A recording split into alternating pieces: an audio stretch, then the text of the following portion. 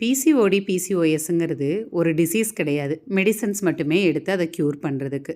Day 15 of fit with me in 30 days. நேத்து ஒரு விஷயம் பார்த்தேன். ஒரு பொண்ணு கன்டினியூஸா பிசிஓடி, பிசிஓஎஸ்க்காக மெடிசின்ஸ் மட்டுமே எடுத்துக்கிட்டு இருந்தா. அதனால நெறைய சைட் எஃபெக்ட்ஸ் வந்துருச்சு அப்படின்னு சொல்லிட்டு. இப்ப இருக்க டாக்டர்ஸே நெறைய பேர் அட்வைஸ் பண்றது பிசிஓடி, பிசிஓஎஸ்ங்கிறது நம்ம ரிவர்ஸ் பண்ண தான் முடியும். அதுக்கு நீங்க மெடிசன் எடுத்துக்கிறது எவ்வளோ இம்பார்ட்டன்ட்டோ, அதே அளவுக்கு நம்மளோட லைஃப் ஸ்டைலையும், ஃபுட்டையும் மாத்தணும் அப்படிங்கிறது மட்டும் தான். நம்ம எல்லாருமே 2 எக்ஸ்ட்ரீம்ல இருக்கோம். நம்மளுக்கு சின்ன சின்னதா இருக்கக்கூடிய விஷயங்கள கூட கவனிக்கிறது கிடையாது. அதே போல் இன்னொரு எக்ஸ்ட்ரீம் அப்படிங்கிறது சின்ன விஷயத்துக்கு கூட நிறைய மெடிசன் எடுக்கிறதுங்கிறது. ஆனால் நம்ம லைஃப் ஸ்டைலை மாற்றிக்க நம்ம விரும்புறதில்ல.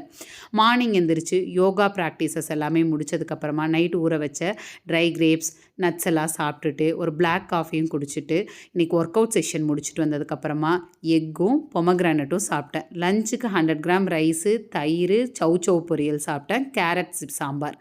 இது எல்லாமே சாப்பிட்டு முடிச்சுட்டு நல்லா ஒரு 15 மினிட்ஸ் வாக் போனேன். அந்த வாக் முடிச்சதுக்கப்புறமா இன்றைக்கி ரெஸ்ட்டும் இருந்துச்சு. ரெஸ்ட்டு முடிச்சதுக்கப்புறமா ஈவினிங்காக ஒரு காஃபி குடித்தேன். அதை ஆட் பண்ண மறந்துட்டேன். நைட்டுக்கு கிரில்டு பன்னீரும் வெள்ளை பூசணிக்காயை நல்லா பாயில்டு பண்ணி எடுத்துக்கிட்டேன். இது வெறும் பச்சை மிளகாயும் சீரகமும் மட்டும் போட்டு எடுத்தது தான்.